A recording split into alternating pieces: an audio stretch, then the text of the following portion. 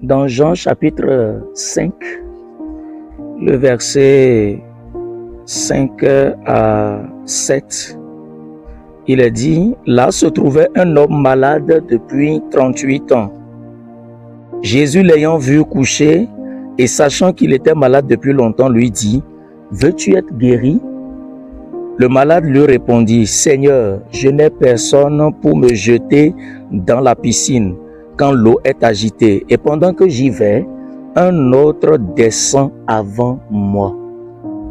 Alors, nous comprenons que le véritable problème que ce monsieur a eu pendant longtemps, c'est le fait de ne pas avoir quelqu'un pour l'aider. Quand tu n'as personne pour t'aider dans la vie, cela t'impose un rythme bizarre. Oui, quand tu n'as personne pour t'accompagner, quand tu n'as personne pour te donner un coup de main, cela provoque des échecs.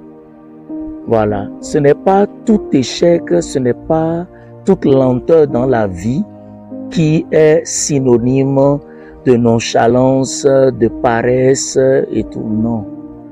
Alors, moi j'ai compris à travers ce texte-là que cet homme aurait pu être guéri depuis longtemps s'il avait quelqu'un qui était là pour l'aider, comme les autres malades.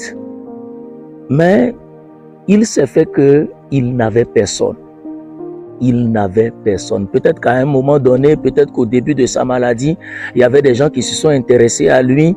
Il y avait des parents, des amis qui étaient là pour dire, bon voilà, courage, hein, tout ça, qui l'ont soutenu pour un temps. Mais arrivé à un niveau donné, ils étaient tous fatigués. Ils se sont dit, mais on ne peut pas finir notre vie dans ça là. Ils sont tous partis.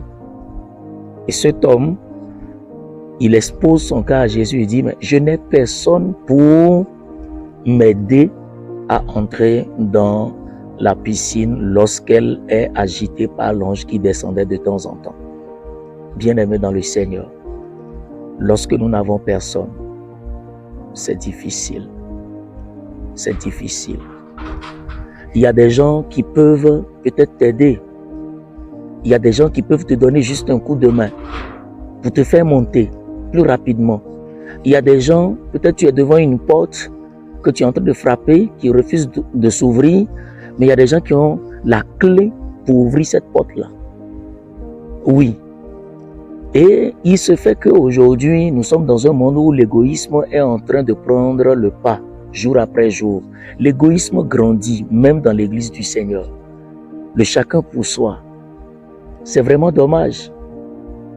Oui, c'est vraiment dommage. Il y a des gens pleins de talents.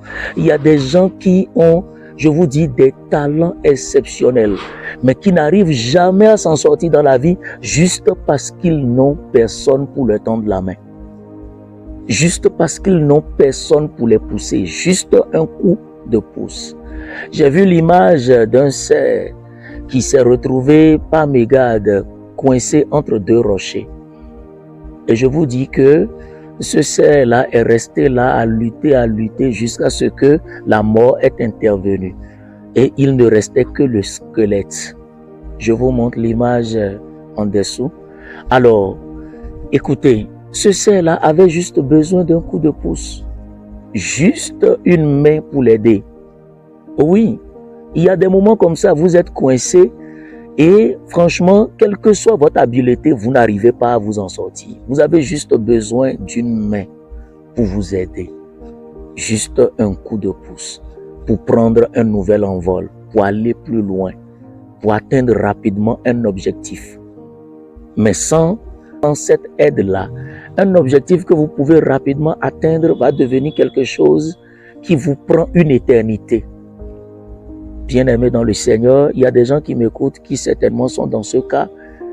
Vous vous battez, vous luttez. Peut-être des gens voient que vous ne faites pas assez. Et pourtant, vous donnez déjà le meilleur de vous-même.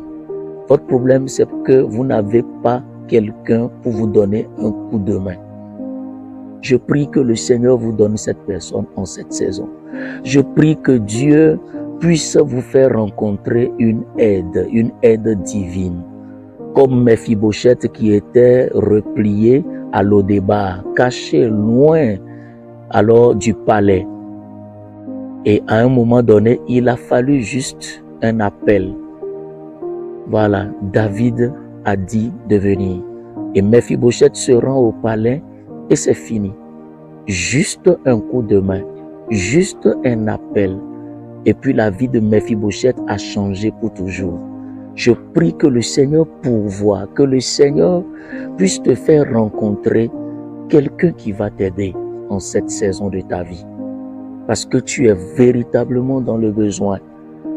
Et j'aimerais aussi dire que il y a des gens dans la vie qui refusent de vous aider, tout simplement parce qu'ils se disent que, vu votre talent, vu votre étoile, vu la façon dont vous brillez, malgré que vous n'avez pas de soutien, ils se disent que si jamais ils vous aident, alors vous allez briller plus qu'eux.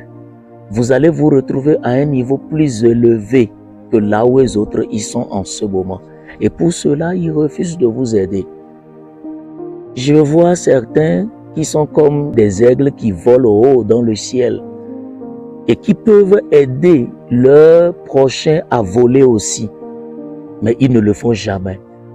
Ils volent dans le ciel et puis ils viennent de temps en temps, ils vous font un clin d'œil.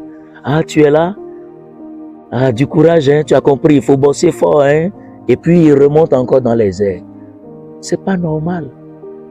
Ce n'est pas normal. Pour devenir quelqu'un dans la vie, nous avons besoin de quelqu'un. C'est Dieu même qui fait ça comme ça. Mais j'ai aussi compris que si les humains ne sont pas disponibles, alors le Seigneur fera quelque chose. Ça, c'est clair. Élie s'est retrouvé dans le désert où il n'y avait personne, il n'y avait pas d'humain disponible. Mais Dieu a utilisé les corbeaux. Si la main des hommes refuse de te venir en aide, la main de Dieu te viendra en aide. Je veux que tu le saches, sois confiant. Continue de te battre, continue de lutter, continue de prier, continue de faire des efforts.